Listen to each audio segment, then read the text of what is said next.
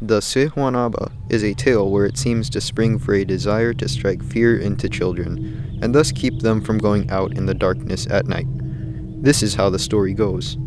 In the early hours of the morning, before the sun has yet to rise, a beautiful young girl will stand by the roadside. When passing young men stop to offer her a ride home, she is at first reluctant. After a little persuasion from the young men, she kindly accepts their offer, only to later reveal that she's actually a demon with the face of a horse. The men who are portraying the Sehuanaba are then permanently driven mad by the experience.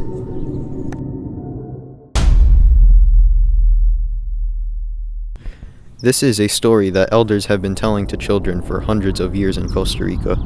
It is a sad tale, but it lives strong in the memories of people, and there are many who swear that it is true. There are many versions of this story, but I am going to tell the one I think is most understandable and logical. Long years ago, in a humble little village, there lived a fine-looking girl named Maria. Some say she was the most beautiful girl in the world. Because she was so beautiful, Maria thought she was better than everyone else. As Maria grew older, her beauty only increased, and so did her pride. When she was a young woman, she would not even look at young men from her village. They weren't good enough for her. "When I marry," Maria would say, "I will marry the most handsome man in the world." And then one day, into Maria's village, rode a man who seemed to be just the one she had been talking about.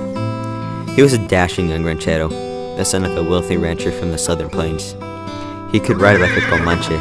In fact, he owned a horse, and if it grew tame, he would give it away and go rope a wild horse from the plains. He thought it wasn't manly to ride a horse if it wasn't half wild. He was handsome, and he could play the guitar and sing beautifully. Maria made up her mind. That was the man for her. She knew just the tricks to win his attention. If the ranchero spoke when they met on the pathway, she would turn her head away. When he came to her house in the evening to play his guitar and serenade her, she wouldn't even come to the window.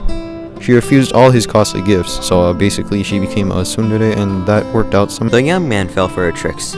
"That haughty girl, Maria, Maria," he said to himself.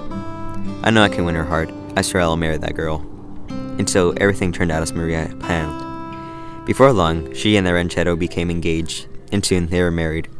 At first things were fine. They had 2 children, and they seemed to be a happy family together. But after a few years, the ranchero went back to the wildlife of the prairies. He would leave town and be gone for months at a time, and when he returned home, it was only to visit his children. He seemed to care nothing for the beautiful Maria. He even talked of setting Maria aside and marrying a woman of his own wealthy class. As proud as Maria was, of course, she became very angry with the ranchero. She also began to feel anger toward her children because he paid attention to them but just ignored her. One evening, as Maria was strolling with her 2 children on a shady pathway near the river, the ranchero came by in a carriage.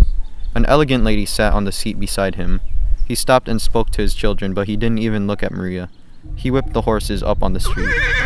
When she saw that, a terrible rage filled Maria, and it all turned against her children. He was with another, and although it is sad to tell, the story says that in her anger, Maria seized her 2 children and threw them into the river. But as they disappeared down the stream, she realized what she had done. She ran down to the bank of the river, reaching out her arms to them, but they were long gone. The next morning, a traveler brought word to the villagers that a beautiful woman lay dead on the bank of the river. That is where they found Maria, and they laid her to rest where she had fallen. But the first night Maria was resting in her grave, the villagers heard the sound of crying down by the river. It was not the wind, it was the Lorana crying. "Where are my children?" it yelled, as they saw a woman walking up and down the bank of the river, dressed in a long white robe, the same way they had dressed Maria for her burial.